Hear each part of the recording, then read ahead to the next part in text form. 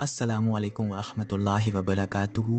हम शुरू करने जा रहे हैं एक ऐसे इंसान की ज़िंदगी के वाक़यात जो सिर्फ़ एक इंसान नहीं बल्कि एक उम्मत थे, जिन्होंने तन्हा पूरे बातिल के सामने खड़े होकर तौहीद का अलम बुलंद किया, जिन्होंने अपने रब के हर हुक्म पर बग़ैर सवाल किए सर तस्लीम ख़म किया, जिनके दिल में ईमान ऐसा था कि आग भी उनके लिए गुलजार बन गई।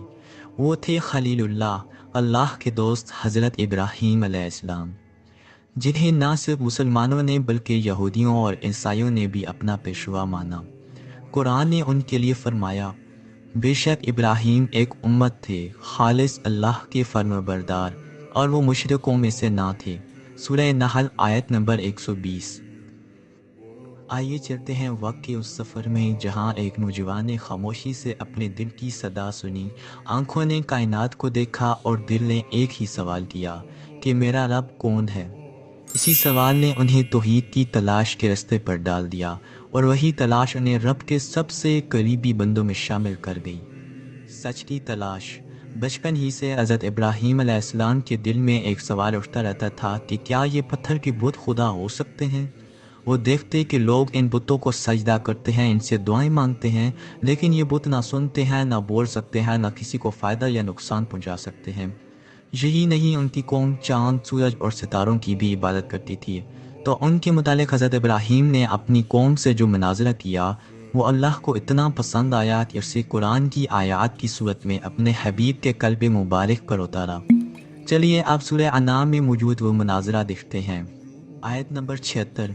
फिर जब रात ने उन पर अंधेरा डाल दिया तो उन्होंने एक सितारा देखा, कहा ये मेरा रब है। फिर जब वो गायब हो गया तो कहा मैं फना हो जाने वालों को पसंद नहीं करता। आयत नंबर 77। फिर जब चांद को चमकता देखा तो कहा ये मेरा रब है। फिर जब वो भी गायब हो गया तो कहा अगर मेरा रब मुझे हिदायत ना दे तो मैं गुमराहों में से हो जाऊंगा। आयत नंबर 78। फिर जब उन्होंने सूरज को चमकता देखा तो कहा यह है मेरा रब, ये तो सबसे बड़ा है। फिर जब वो भी गायब हो गया तो कहा ऐ मेरी कौम, मैं इन सब से बेजार हूँ जिन्हें तुम अल्लाह का शरीक बनाते हो। आयत नंबर 79। मैंने अपना रूह उस ज़ात की तरफ कर लिया है जिसने आसमानों और ज़मीन को पैदा किया खालिस होकर, और मैं मुशरिकों में से नहीं हूँ। चलिए आप बताइए कि आपने इस वाक़े से क्या सीखा। अब तक के लिए सिर्फ इतना ही। इंशाअल्लाह अगली वीडियो में उनकी ज़िंदगी के किसी और वाक़े के साथ हाजिर होंगे। यही आईना फितरत है, यही रमज़े मुसलमानी, अखुवत की जहांगीरी, मोहब्बत की फरावानी। बुतों को तोड़ कर आगे बढ़ो, यह है तलाश हक। खुदी को जान खुदा को पा, यही है जिंदा ईमानी।